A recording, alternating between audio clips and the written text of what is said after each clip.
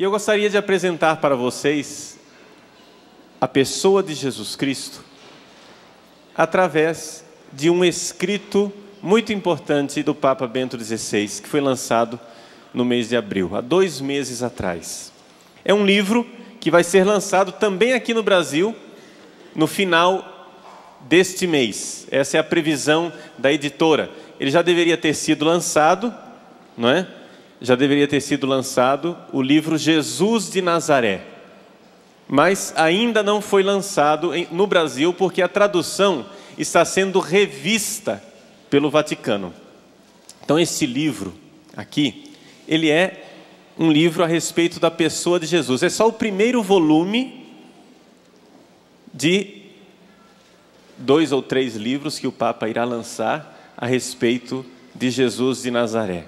Eu tenho aqui a edição italiana, mas no final do mês nós vamos receber aqui no Brasil a graça de ter a tradução desse livro, Jesus de Nazaré. E o que é que o Papa diz de tão importante, de tão especial nesse livro que ele escreveu? Ele nos apresenta a pessoa de Jesus. Mas nós já não fazemos isso há 2000 anos? Nós já não apresentamos a pessoa de Jesus há 2000 anos? Sim, é verdade. Nós já apresentamos Jesus há tanto tempo. Mas o Papa, neste livro, quer nos apresentar mais uma vez a pessoa de Jesus, porque a pessoa de Jesus está sendo deixada de lado, está sendo esquecida, e não somente isso. Quando Jesus é lembrado, trata-se de um Jesus diferente. Ou seja, a ciência moderna está fazendo uma caricatura de Jesus. Está nos apresentando uma imagem falsa de Jesus, um falso Jesus. E o Papa quer tirar de lado estas caricaturas para tentar, através do grande teólogo e o grande escritor que ele é, nos apresentar mais uma vez a pessoa de Jesus Cristo, para que nós nos apaixonemos mais uma vez por Jesus. Por isso é um livro histórico, é algo que nunca aconteceu em 2000 anos de igreja. Por quê? Porque todos os papas pregaram a respeito de Jesus, mas nenhum papa escreveu um livro comentando o Evangelho inteiro. E é o que o Papa quer fazer. Neste primeiro volume, ele comenta a vida de Jesus, do batismo no Jordão até a sua transfiguração.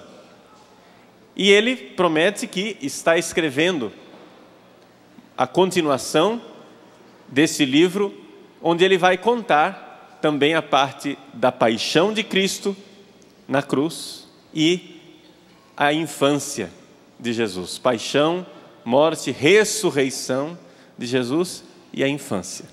Então, eu já li o primeiro volume, estou ansioso para que ele escreva logo o segundo volume, e eu tenho certeza que o público brasileiro irá acolher esse livro calorosamente, porque é um livro extraordinário. Ele foi lançado há 2 meses e já foram vendidos mais de 1 milhão de exemplares. Só na Itália foram vendidos 500 mil de exemplares. 500 mil é muito livro. 500 mil de livros em italiano. O outro 500 mil de livros foi vendido em alemão e em polonês, que foram as 3 línguas nas quais o livro foi lançado no primeiro mês. Agora ele já está sendo lançado em inglês e daqui a pouquinho em português para nós. Graças a Deus, não se trata de um livro sobre alguma coisa de indiferente na nossa vida, mas é o próprio Jesus que é apresentado nesse livro. E por que é tão importante isso? Não sei se vocês se lembram a preparação da visita do Papa aqui no Brasil. Os meios de comunicação, a televisão, rádio, jornais, começaram a especular, a pensar o que é que o Papa vem fazer no Brasil. O que será que o Papa vem fazer no Brasil? Ah, eu já sei o que é que o Papa vem fazer no Brasil. Os protestantes estão crescendo, as igrejas evangélicas estão crescendo, a igreja católica está sangrando, está perdendo fiéis, a igreja católica está ficando cada vez menor e o Papa vem recuperar o atraso. Vamos esperar, porque esse Papa, ele é contra o ecumenismo, esse Papa, ele é contra a unidade das igrejas, ele é um Papa ditador, ele é um inquisidor, ele vem para condenar, ele vai vir aí e vai condenar os protestantes, vocês vão ver. Pois bem, essa era a caricatura do Papa. Daí nós vemos o quanto nós podemos confiar na imprensa e no jornalismo brasileiro de uma forma geral, quando se fala do Papa Bento XVI. Ou seja, podemos confiar muito pouco. Se nós brasileiros tivéssemos ficado com a imagem do Papa Bento XVI, que era apresentada pela imprensa, pelos meios de comunicação, pela mídia, nós iríamos morrer sem conhecer o Papa. É ou não é verdade? Qual não foi a grande revelação, a grande surpresa para a multidão de católicos brasileiros de conhecer um homem completamente diferente daquilo que o Papa era pintado e caricaturado. Foi extraordinária a visita de Bento XVI ao Brasil, porque a partir desta visita nós podemos conhecer quem é realmente o nosso pai na fé, o Papa Bento XVI. As palavras de Dom Eugênio Salles, arcebispo emérito do Rio de Janeiro em Aparecida, são lapidares. Dom Eugênio foi entrevistado pela Canção Nova lá na Basílica Nacional de Nossa Senhora Aparecida. E o repórter perguntou: Dom Eugênio, o que o senhor acha desta visita do Papa ao Brasil? Dom Eugênio respondeu assim: é o mais cabal e completo, é a mais cabal e completa refutação de uma mentira e de uma caricatura feita contra um homem. Ou seja, o Papa Bento XVI nos foi apresentado em pessoa. Pronto, caiu a farsa. Caiu a farsa feita pela imprensa. O que é que esse homem tem para nos dizer que o mundo o odeia tanto? Essa é a grande pergunta que fica no nosso coração. O que é que Bento XVI vem nos trazer? O que é que ele vem pregar para nós, para que seja tão odiado, para que se faça uma caricatura tão terrível de inquisidor contra ele? Bom, é muito simples. Jesus mesmo diz no Evangelho de João: o mundo me odiou, odiará também vocês. Qualquer um que seja amigo de Jesus e que apresente Jesus como Ele é,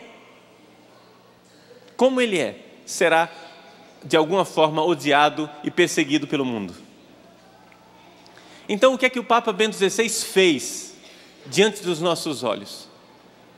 Ele disse uma palavra para o Brasil, dirigiu uma palavra para o Brasil e não fez aquilo que as pessoas esperavam, que ele vinha aqui para condenar os protestantes. Muito pelo contrário.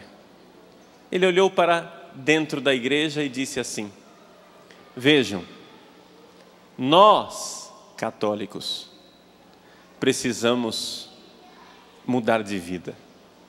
Nós precisamos nos converter. Não vamos jogar a culpa de nossos insucessos em outras igrejas. A palavra que o Papa veio dizer ao Brasil é uma palavra que todas as igrejas cristãs estão de acordo, uma palavra do Evangelho. O Papa veio pregar contra o quê? Contra a imoralidade, o divórcio, tudo aquilo que são os valores cristãos que estão sendo deixados de lado, ele veio resgatar. O Papa veio nos trazer de volta a mensagem do Evangelho e, sobretudo, veio nos apresentar a pessoa de Jesus Cristo. Acho que o resumo da visita do Papa ao Brasil, se você quer uma síntese de tudo aquilo que o Papa queria dizer ao povo brasileiro, leiam o discurso que ele fez aos nossos bispos na Catedral da Sé, em São Paulo. Aquele discurso é o resumo de tudo. Ali, em poucas páginas, você tem o resumo de tudo aquilo que o Papa quis dizer ao povo brasileiro e à Igreja Católica no Brasil. E ele, ao falar aos nossos bispos, ao falar aos nossos pastores, ao falar, portanto, a todos nós, aos padres, aos fiéis, aos religiosos, religiosas, ele apontou um caminho que ele já tinha dito, que ele já tinha falado várias vezes, mas agora veio dizer em português e aqui na nossa terra, para ninguém deixar de ouvir. Eu vou ler para vocês aquilo que é a primeira frase, uma das primeiras frases da sua encíclica, Deus é amor, Deus caritas est, e que ele leu para os bispos na Catedral da Sé, lá em São Paulo. Ele disse assim: na encíclica Deus caritas est, recordei que o início do ser cristão, no início do ser cristão, não há uma decisão ética ou uma grande ideia, mas o encontro com um acontecimento, com uma pessoa que dá à vida um novo horizonte e desta forma um rumo definitivo. No início do ser cristão está o encontro com Jesus. É isso que o Papa veio dizer.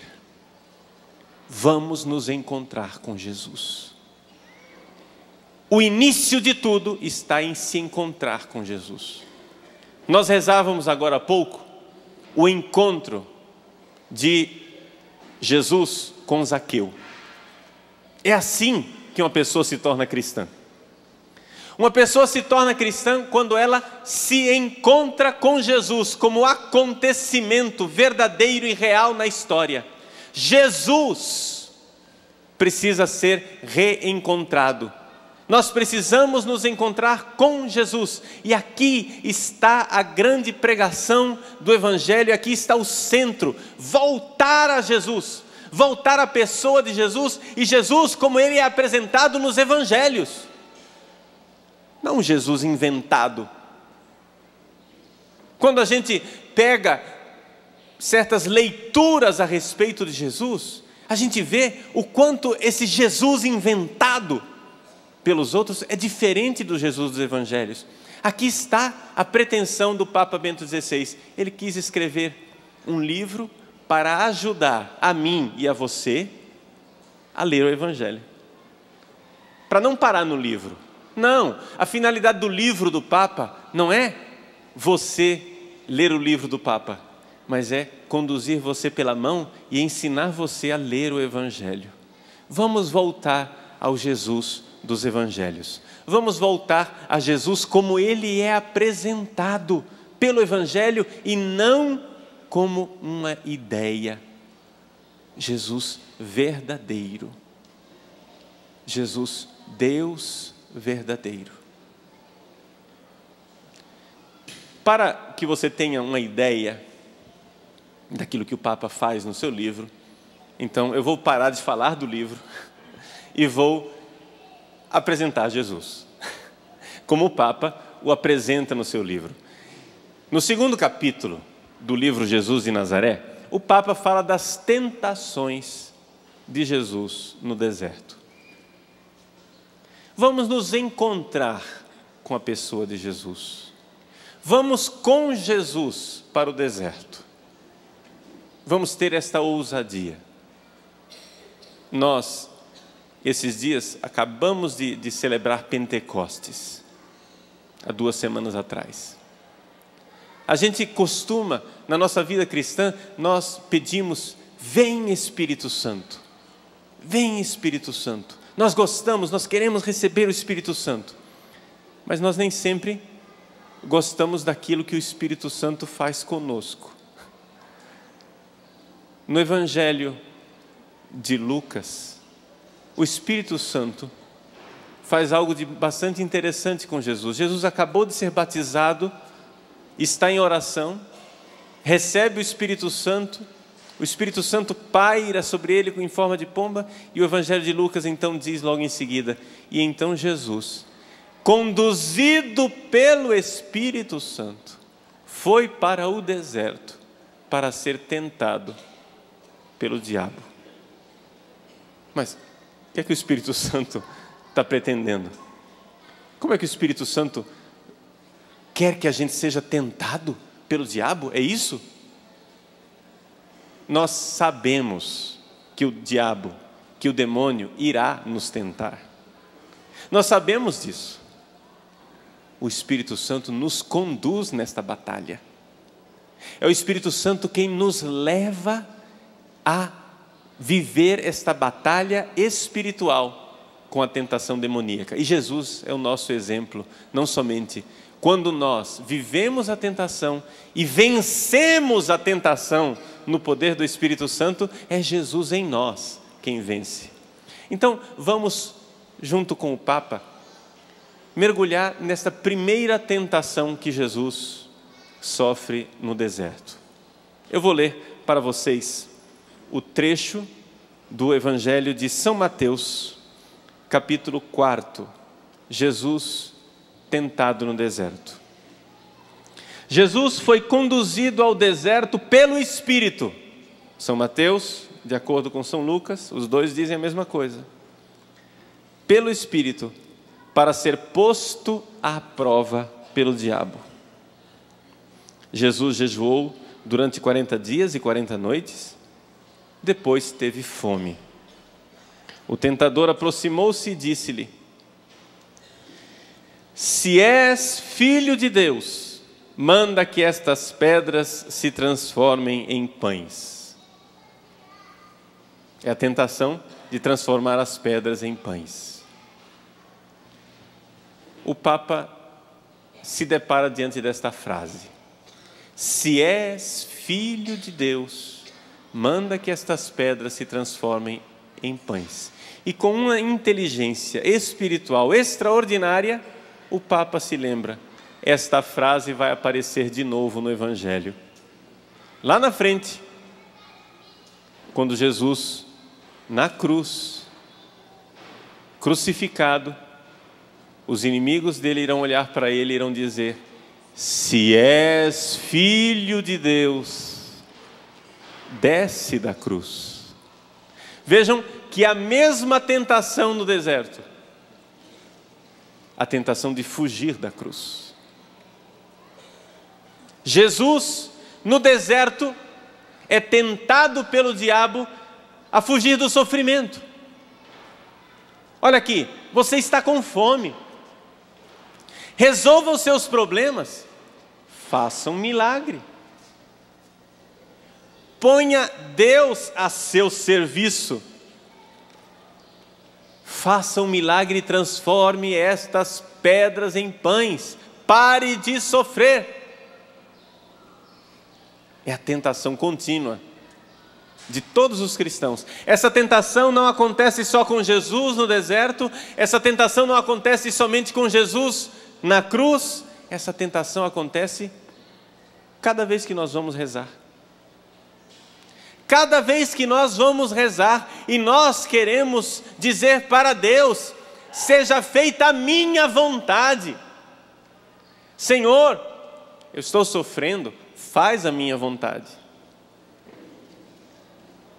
Jesus, realiza a minha vontade. É mais ou menos como acontecem nos terreiros de macumba. Quando as pessoas vão para o terreiro de macumba, elas vão lá, vão ao pai de santo, à mãe de santo, e ali dizem o que elas querem. Eu quero minha namorada de volta. Eu quero emprego.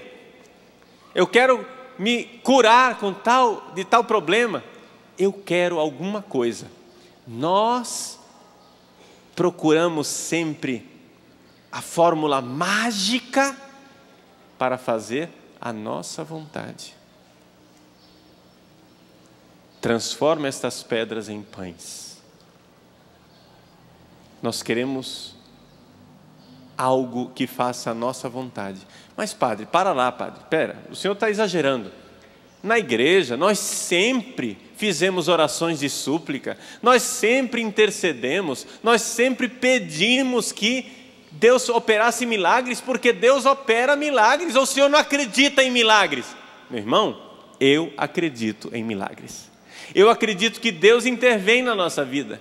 Eu acredito que Deus faz coisas extraordinárias na nossa vida. Mas calma, espera. Vamos ouvir o resto da reflexão do Papa. Onde que ele está querendo nos levar? Primeira coisa, ele chama a atenção que o demônio faz uma tentação, tenta Jesus. Como? Transforma essas pedras em pães. Quer descer da cruz, quer parar de sofrer. Se és filho de Deus, transforma essas pedras em pães. É a mesma coisa de dizer, se és filho de Deus, desce da cruz. É a mesma coisa que o demônio faz quando você vai rezar e ele sussurra no seu ouvido dizendo assim: se Deus existe de verdade, então ele vai ter que resolver esse seu problema. Se não resolver, é sinal de que ele não existe. Se não resolver, é sinal de que Deus não liga para você. É assim que o demônio faz. Uma tentação. E quantas vezes nós caímos nessa tentação e por isso vacilamos na fé? Pois bem, o Papa, no entanto, nessa inteligência espiritual extraordinária que a gente vê nele, ele lembra, porém, que aquilo que Jesus negou para o demônio, no capítulo 4 do Evangelho de Mateus, Jesus concede ao povo no capítulo 14 de São Mateus. Como assim, padre? É a mesma situação. No capítulo 4, Jesus vai para o deserto, sente fome, e o demônio diz: faz um milagre, produza pão. Muito bem, essa mesma coisa acontece no deserto, quando Jesus está pregando a palavra, e a multidão vai ao deserto atrás de Jesus, e depois de um dia de pregação, depois de estarem juntos, começa a cair o dia, e as pessoas têm fome. Os discípulos pensam assim: mas vamos deixar esse pessoal ir embora para casa, porque senão eles vão perecer, eles vão morrer de fome. E Jesus, então, multiplica os pães. Jesus, então, faz o milagre da multiplicação dos pães. Ora, por que é que o pedido de Satanás foi uma tentação? Transformar pedras em pães. E o pedido do povo que queria comida foi atendido. Qual é a diferença?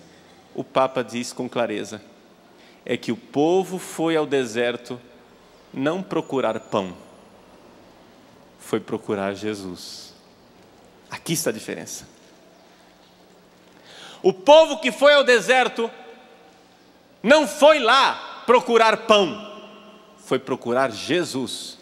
E com Jesus veio também o pão. Eis aí, buscai primeiro o reino de Deus e a sua justiça, e tudo mais vos será acrescentado.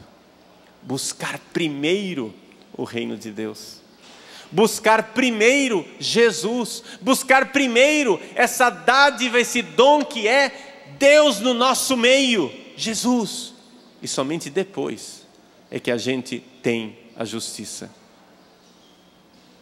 Nós, meus irmãos, temos esta graça de ter um pai. O Papa Bento XVI é um pai que nos conduz como filhos na leitura do Evangelho. Ele nos ensina a ler o Evangelho, a tirar as conclusões, a enxergar coisas que nós não enxergaríamos, a ver o que está lá. Ele não inventou nada disso, está tudo lá, mas nós nunca fizemos as ligações.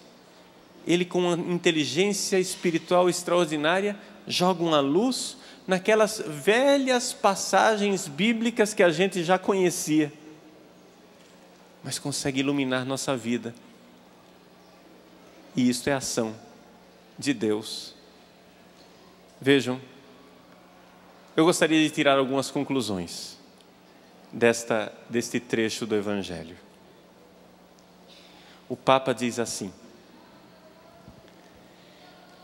o povo que foi ao deserto, e está claro lá que Jesus está no deserto, ele diz assim, foi com os discípulos, depois que foi informado da morte de João, Jesus partiu dali e foi de barco para um lugar deserto e a sós.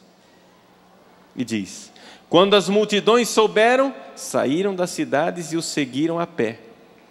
E ao sair do barco, Jesus viu a grande multidão. Então Jesus prega o Evangelho, as pessoas foram atrás de Jesus. E porque foram atrás de Jesus, depois, no final, ele diz assim, os discípulos dizem, esse lugar é deserto e a hora já é adiantada, despede as multidões para que possam ir aos povoados comprar comida. Jesus, porém, lhes disse, eles não precisam ir embora. Vós mesmos dai-lhes de comer. Os discípulos responderam, só temos aqui 5 pães e 2 peixes. E ele disse, trazei-os aqui. E mandou que as multidões se sentassem na relva. Então pegou os 5 pães e os 2 peixes, ergueu os olhos para o céu, pronunciou a bênção, partiu os pães e deu aos discípulos, e os discípulos distribuíram à multidão. O que Jesus negou ao diabo, ele concede. Ele dá às multidões. O milagre do pão que Jesus não fez no deserto, ele faz neste outro deserto. Qual a diferença? A diferença é se nós estamos buscando pão ou se estamos buscando Jesus. Isso fica mais claro ainda no capítulo 6 do Evangelho de João. No Evangelho de João, ele fala também da multiplicação dos pães. Jesus multiplica os pães, começa seu belíssimo ensinamento a respeito do pão da vida. Mas as pessoas foram buscar Jesus por causa do pão. Jesus multiplicou o pão uma vez, as pessoas gostaram e foram atrás de Jesus. Foram buscar Jesus, mas não por causa de Jesus agora, foram lá por causa do pão. E Jesus desmascara isso e diz, vocês não estão me buscando. Vocês não estão buscando a palavra de Deus, vocês estão buscando o pão. Vocês vieram aqui porque eu dei de comer a vocês. Pois bem, nessa hora, Jesus então diz aos discípulos que ele não vai multiplicar. Ele não vai dar o pão. O pão que ele vai dar é ele mesmo. O pão é ele. O pão é Jesus. E quando Jesus multiplica os pães, ele está simplesmente apontando para esse fato. Nós temos nele o verdadeiro pão descido do céu. E Jesus, quando se nega a multiplicar os pães, as pessoas começam a abandoná-lo. Vamos aplicar isso na nossa vida? Quantas vezes nos nossos grupos de oração, quantas vezes nas nossas comunidades, a gente vai à igreja não buscando Jesus, mas buscando o pão?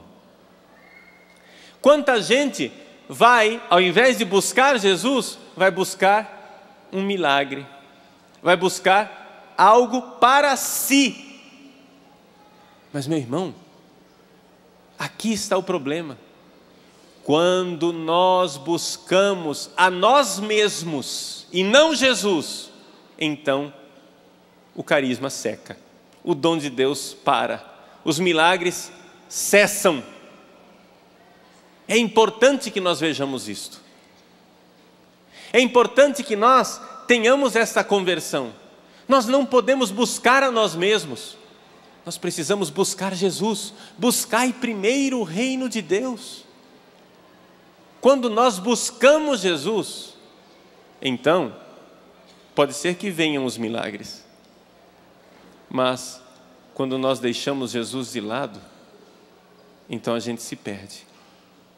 A gente se perde, e não somente isso. A intervenção de Deus na nossa vida também se perde. Por quê? Por que Jesus é assim? Porque Ele quer nos dar a vida verdadeira. Nós precisamos compreender, meus irmãos, que esta vida, ela é uma bênção de Deus. Ela é uma graça extraordinária.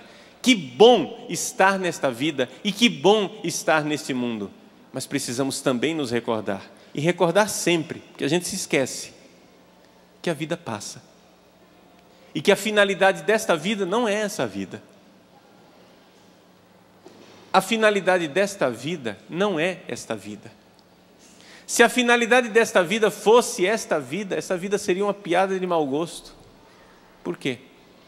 Porque é evidente, nós não podemos encontrar aqui a felicidade que nós buscamos. Então Jesus nos mostra o caminho. Nós cantávamos há pouco, o caminho é Jesus. Mas não somente o caminho, Ele é a vida, Ele é a verdade. Ele não é só a estrada, Ele é a própria finalidade da nossa vida. Na nossa vida nós precisamos caminhar pela estrada chamada Jesus, mas caminhar na direção de Jesus. Nós precisamos dar a vida, nossa vida, por Jesus. E quem é esse Jesus? Quem é este Jesus que é o pão da vida? Quem é esse Jesus que nos dá a vida eterna? Pois bem, aqui está a grande verdade que nós cristãos queremos manter de pé, elevada, diante dos olhos das pessoas. A verdade que é Jesus é Deus que se fez homem. Deus veio nos visitar. Nós não seguimos um profeta, mas nós seguimos Deus que veio nos visitar. Qual é o problema? O problema é que as pessoas já não conseguem mais se encontrar com o verdadeiro Jesus, porque estão lendo o Evangelho a partir de uma caricatura e de um erro. Deixa eu ler para vocês uma frase neste livro do Papa, na edição italiana, está na página 58. O Papa diz assim: hoje, a Bíblia está sendo submetida por muitas pessoas ao critério daquilo que se chama visão moderna do mundo. Até aqui é só metade da frase, mas deixa eu explicar já. As pessoas não estão conseguindo mais ler a Bíblia, principalmente muitos teólogos que se acham modernos, atualizados, na moda, progressistas. não conseguem mais ler a Bíblia. Por quê? Porque estão colocando a Bíblia debaixo de uma visão moderna do mundo.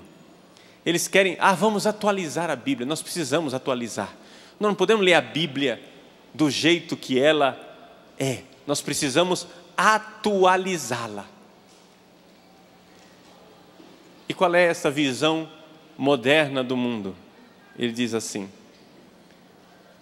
o dogma fundamental dessa visão moderna de mundo é que Deus não pode agir na história. Deus não pode entrar na nossa vida. Essa é a visão moderna do mundo. A visão científica do mundo. Deus não age, Deus não intervém. E é assim que as pessoas estão lendo a Bíblia. É assim que muitos teólogos leem a Bíblia. Me desculpem, mas eu preciso falar. É assim muitas vezes que muitos padres leem a Bíblia, influenciados por esta visão moderna. Leem a Bíblia dizendo Deus não intervém.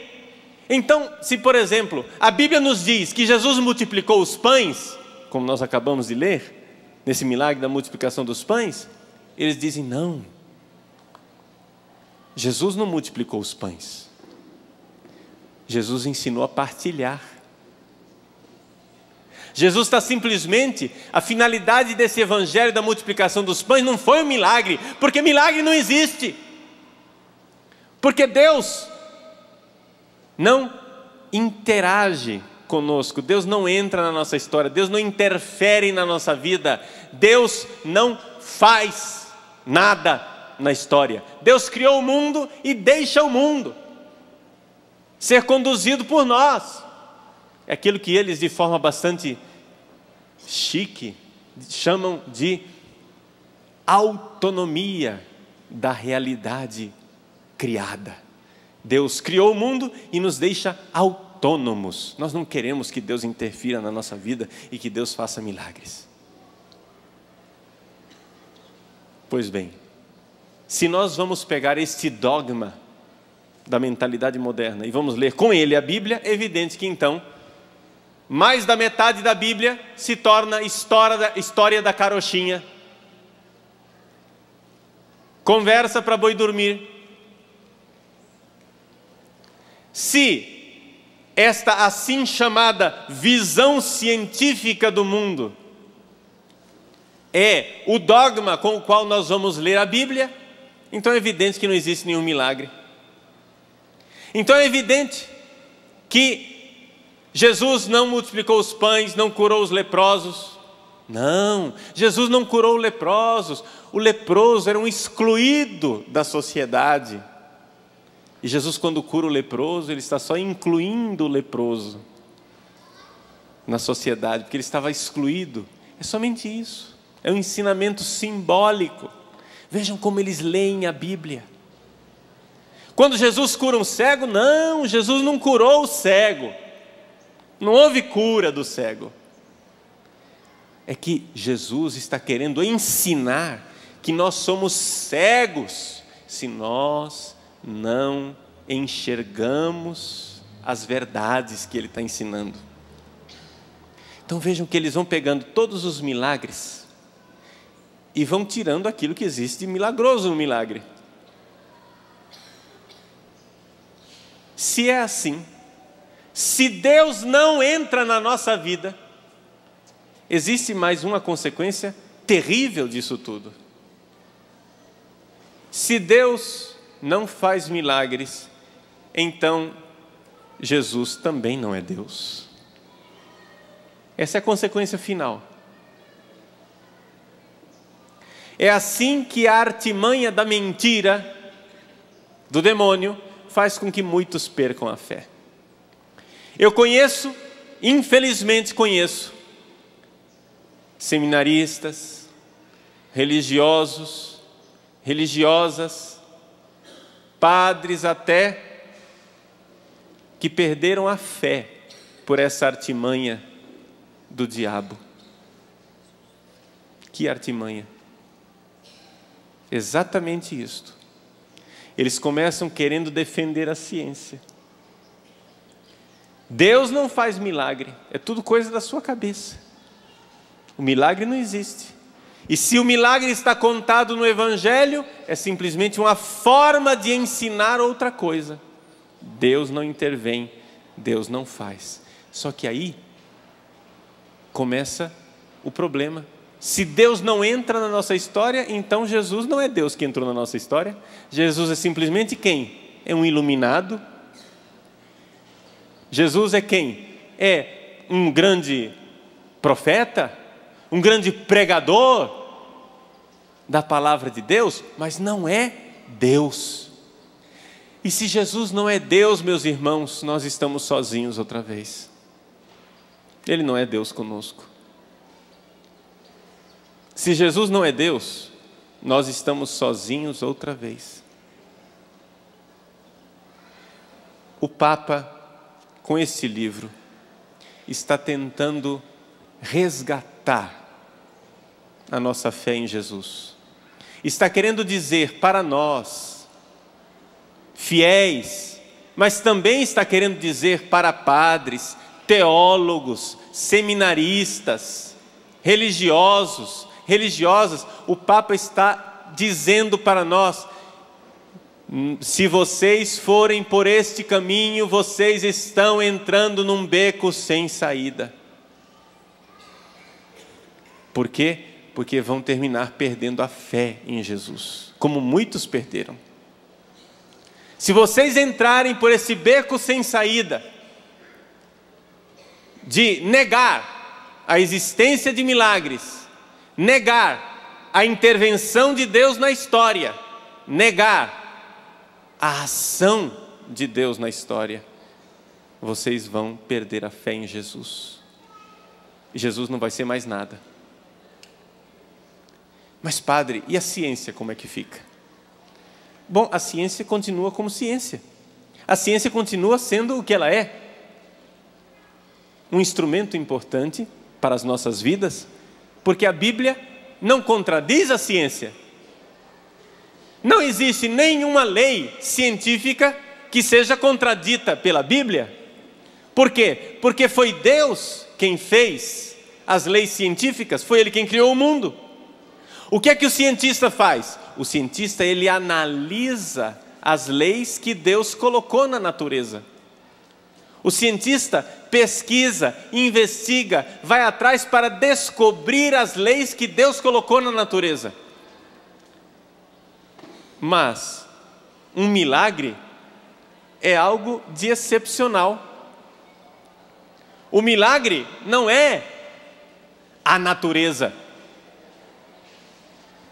O milagre é a sobrenatureza, ele é sobrenatural. O milagre não vai contra as leis da natureza, mas os milagres vêm de cima da natureza, algo que é superior à natureza. Os milagres de Deus na nossa vida, a encarnação do Filho de Deus que se fez homem, não é algo contrário à natureza, mas é algo que vem acima da natureza. Não contradiz a ciência.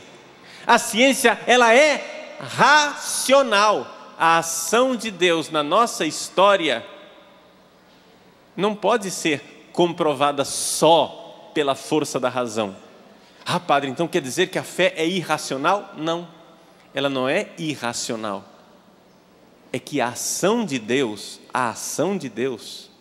ela é também supra-racional. É de uma racionalidade superior. É de uma racionalidade que vem de Deus. Deus age na nossa história. Deus está conosco. E aqui é a grande mensagem do cristianismo. Deus está no nosso meio. Existe uma resposta para o nosso anseio, para aquilo que a nossa alma mais espera. Todas as vezes que nós buscamos a resposta da nossa vida, nós estamos, mesmo sem perceber, buscando Jesus. Ele veio nos visitar. Ele é a resposta da nossa vida. É Ele quem dá sentido à nossa vida. Por quê? Porque nós buscamos Deus e somente Jesus é Deus que veio até nós. Meus irmãos, seria uma coisa impossível e insuportável se nós passássemos esta vida aqui tendo uma sede e buscando algo que ninguém é capaz de nos dar. Se nós tivéssemos sede de uma água que não existe em lugar nenhum, seria terrível. Se nós estivéssemos buscando algo que não existe em lugar nenhum, essa vida seria trágica. E nós constatamos isso. A gente vê que se nós formos abandonados a nós mesmos, se nós formos abandonados às nossas próprias forças, nós somos como aqueles pobres homens de lá do Antigo Testamento que tentam construir uma torre de Babel. Eles tentam construir a torre de Babel para um dia chegar no céu. Eles um dia querem chegar em Deus, mas não são capazes, porque nossas forças não chegam lá. É necessário que Deus venha nos visitar. É necessário que Deus venha até nós. E nós precisamos de Jesus. Agora a pergunta é, por quê? Por que o mundo odeia tanto Jesus, a tal ponto de camuflar Jesus? Por que é que o mundo odeia tanto Jesus, a ponto de caluniar o Papa, que vem nos apresentar Jesus, porque assim ele neutraliza, cala a boca do Papa. Ou seja, ninguém vai ouvir um cara antipático. E assim, se ninguém ouve o Papa, também não vai até Jesus. Por que é que o mundo odeia tanto Jesus? Porque também tem o outro lado da moeda. Se Deus entra na nossa vida, Deus também nos incomoda. Ele não vai nos deixar quietos. Ele não vai deixar que você faça tudo o que você quer. Gostaria de fazer uma comparação dessa realidade de Deus que entra na nossa vida, um pouco com aquilo que foi a visita do Papa no Brasil. Vamos fazer uma comparação. O Papa veio. Nós vimos como ele é um homem bom, simpático, acolhedor, agradável. E ele é assim. Quem conhece o Papa Bento XVI há muitos anos sabe muito bem que ele é assim. Aquilo não é uma farsa, não é um teatro. Ele não ficou assim porque nós brasileiros mudamos ele. Tinha gente fazendo essa interpretação, né? Tinha gente dizendo, o Papa era um alemão durão, chegou no Brasil, o Brasil já mudou o Papa. Não é o Brasil que mudou o Papa, meu irmão. Não é nada disso. O Papa sempre foi assim. Acontece que você é que não conhecia o Papa. Você conhecia uma caricatura dele. Você conhecia uma mentira a respeito dele. Ele veio.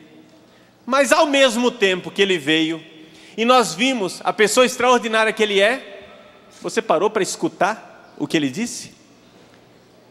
A mensagem dele é exigente. Ele não deixou ninguém quieto. Ele mexeu com todo mundo. Acho que não teve uma classe social, um tipo de pessoa, uma vocação na igreja que o Papa não tivesse de alguma forma cutucado, incomodado, desafiado com a palavra de Deus. Ele deixou um recadinho para todo mundo. Ele veio, foi bom, mas também incomodou. Incomodou. Desde a primeira palavra dele no aeroporto. Ele chegou no aeroporto, na viagem até, nas entrevistas, ele já estava falando, olha, o aborto está errado. E disse, não mandou dizer não, disse na frente do presidente da República, o que é a posição da igreja. O aborto é contrário à dignidade humana, é atentado ao valor da vida humana. Pois bem, o Papa disse isso com toda clareza, e além disso ainda disse o seguinte, o Brasil é um país onde a maioria da população, o Brasil é uma região geográfica onde a maioria da população é católica. Os católicos têm algo para dizer nessa sociedade. Nós católicos somos a maioria. E somos a maioria, temos uma missão também civil. Temos uma missão nessa sociedade. E temos uma missão de influenciar os nossos legisladores e dizer, olha, nós cremos que o direito à vida é inviolável. O Papa incomodou desde a primeira palavra que pronunciou no aeroporto. É assim Deus. Deus é odiado porque Ele vem na nossa vida também. Jesus, quando Ele entra na nossa vida, quando nós nos encontramos com Jesus, é assim. Eu termino essa palestra como eu comecei, relendo as primeiras palavras da encíclica do Papa. Ele lembra, no início do ser cristão, quando você se torna cristão, não tem uma ideia, nem uma decisão ética, mas tem um encontro com o acontecimento, com a pessoa real de Jesus Cristo. É assim que começa. A gente se encontra com Ele. Só que depois que a gente se encontra com Ele, aí sim, num segundo momento, esse encontro com Jesus, quando eu dou o meu sim a Jesus, quando eu creio nele, aí o peixe foi fisgado. Aí a partir daí eu tenho que mudar de vida. Eu tenho que passar por um êxodo, por uma mudança de vida e de atitude. Essa mudança de vida e de atitude é justamente a transformação do coração.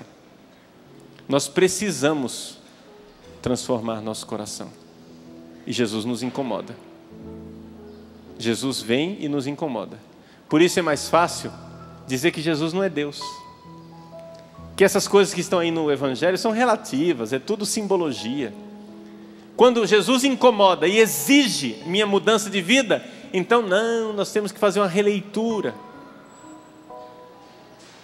O Papa, com esse livro, está propondo um desafio. Seja ousado. Creia em Jesus como o Evangelho apresenta. Não como uma releitura científica. Não o Jesus relido a partir das filosofias humanas, mas Jesus como Ele é. Ele vai encher sua vida de sentido e de consolação, e ao mesmo tempo vai desafiar você. Consolo e desafio. Consolo e desafio. Jesus é ao mesmo tempo, para nós, consolação e desafio. Vamos então tomar posse desta realidade e vamos permitir que Ele entre na nossa vida. Eu peço a você que fique de pé, para que nós tomemos posse dessa palavra que foi pregada e que nossa vida a partir dela seja transformada. Feche seus olhos um momento. Se coloque diante de Deus. Senhor Deus de misericórdia, eu me ponho diante de vós e quero dizer, Senhor, eu vos busco. Eu quero vos buscar. Eu estou buscando o vosso rosto, Senhor. Não, Jesus, eu não quero um Deus padeiro. Eu não quero um Deus que venha resolver os meus problemas pessoais. Eu quero a vós, em primeiro lugar. Eu quero que tome lugar na minha vida essa palavra. Buscai primeiro o reino de Deus, e todo o resto será acrescentado.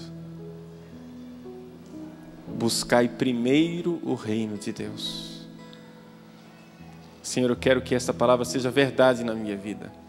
Por isso eu renuncio a toda tentação demoníaca de usar a religião para as minhas necessidades pessoais. de usar o Evangelho para os meus interesses próprios. Vinde, Senhor, em minha vida. Entrai em minha vida. Sede, Senhor, Deus conosco. Mesmo que isto incomode, mesmo que isto doa, mesmo que isto cause incômodo, mesmo que isto exija de mim mudança de vida. Senhor, eu quero me encontrar convosco. É a vossa face, Senhor, que eu busco.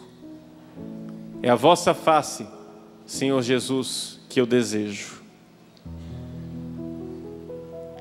De ti disse o meu coração: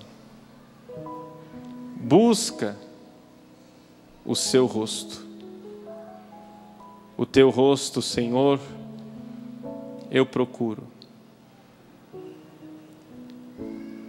Não me escondas o teu rosto. Não afastes com ira o teu servo. Vinde, Senhor, em nossas vidas. Vinde, sede Deus conosco. Amém.